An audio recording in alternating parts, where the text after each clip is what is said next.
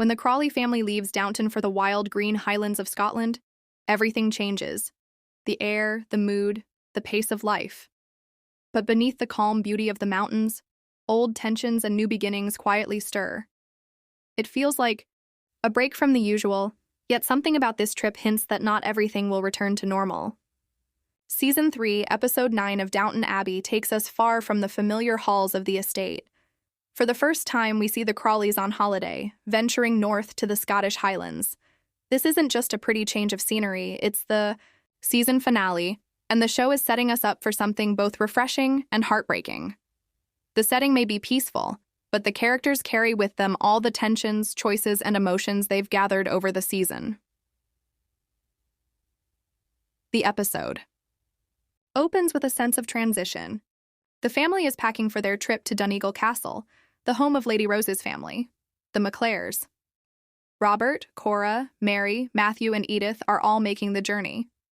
The staff is also divided. Anna, Bates, O'Brien, and Molesley are invited to join the family in Scotland, while Carson, Mrs. Hughes, and the others stay behind at Downton. Immediately, this split sets a different tone. We are watching two parallel stories, one among the mountains and one still inside the quiet walls of the estate. As the Crawleys travel by train, we see wide shots of the Highlands, rolling green, hills, misty forests, and large stone castles. It's a visual feast, and the music adds to the mood of change. There's excitement in the air, but also a touch of sadness, as if the characters themselves can sense that things will not be the same after this trip. At Duneagle Castle, we meet Susan and Hugh, also known as Shrimpy, Lady Rose's parents. From the start, their marriage appears cold and strained.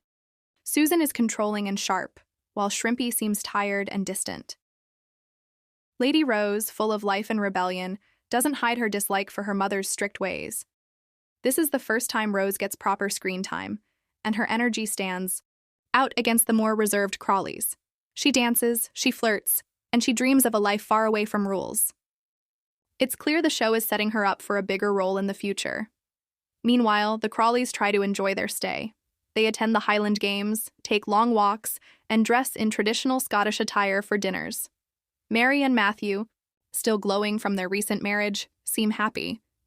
Matthew continues to support Tom Branson's new role at Downton, and Mary seems more comfortable with her changing place in the family.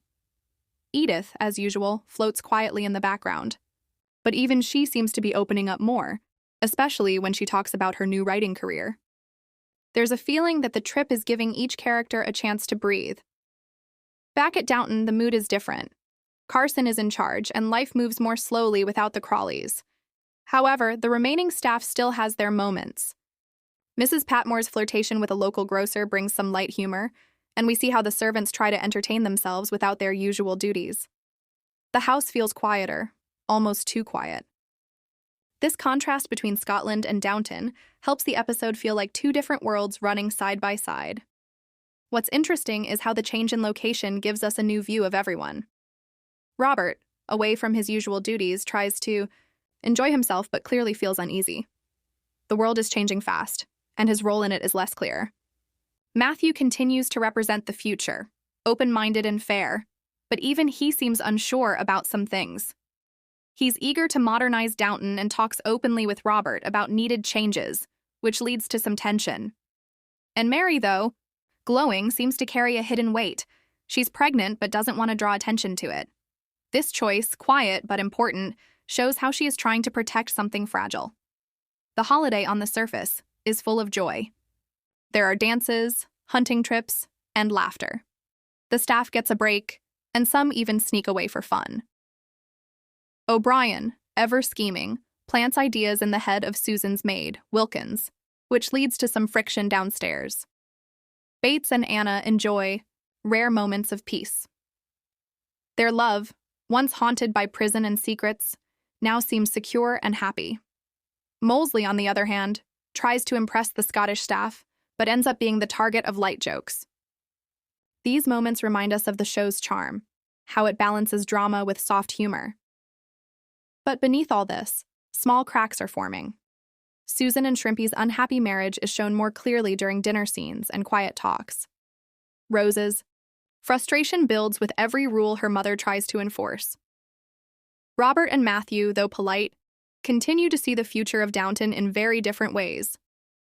These are not loud arguments. They are quiet, tense conversations that show how different generations and values are clashing. Nothing explodes yet, but the show is clearly building towards something. The episode also reminds us of time.